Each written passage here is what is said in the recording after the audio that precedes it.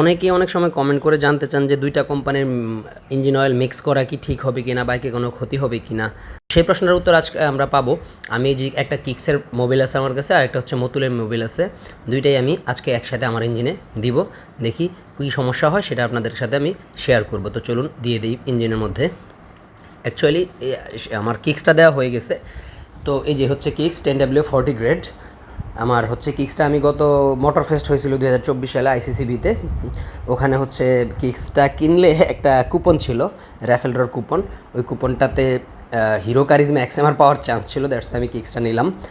তো যদিও কারিজমা পাই নাই। আর এ হচ্ছে মতুল। মতুল হচ্ছে আমি রেগুলার ব্যবহার করি, রাইট। আমি বাইক কেনার শুরু থেকে এখন পর্যন্ত মতুল ব্যবহার করে আসতেছি। তো কিক্সটা যেহেতু আমার কেনা হয়ে গেছে, দ্যাটস ওয়াই আমি কিক্সটাও ইউজ করে দেখবো যে কোনো সমস্যা হয় কি না। আর মেইন ব্যাপার হচ্ছে অ্যাকচুয়ালি আপনাদেরকে আমি বলে রাখি, ব্র্যান্ড চেঞ্জ করলে সমস্যা নাই বা ব্র্যান্ড মিক্স করলেও সমস্যা নাই। আপনি মতুল বাদ দিয়ে ক্যাস্ট্রল লাগান বা শেল লাগান বা যেটাই লাগান, কোনো সমস্যা নেই, কিন্তু গ্রেডটা আপনি চেঞ্জ করতে পারবেন না। গ্রেডটা অবশ্যই আপনাকে একই রাখতে হবে। যেমন আমি 10W40 ইউজ করি, আমি 10W40ই রাখবো। আপনি যদি 10W30 হয় তাহলে দুই কোম্পানির হইলেও দুইটা একই গ্রেডের হইতে হবে, 10W30 হইতে হবে দুইটা।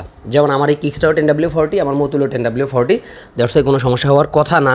তবুও দেখি যদি সমস্যা হয় অবশ্যই আমি আপনাদের সাথে শেয়ার করবো। এই প্রথম আমি দুইটা কোম্পানির মোবিল মিক্স করছি, হয়তো বা আমার মনে নেই। যাই হোক, সার্ভিসটা কেমন পাই সেটা আপনাদের সাথে অবশ্যই শেয়ার করবো। ধন্যবাদ।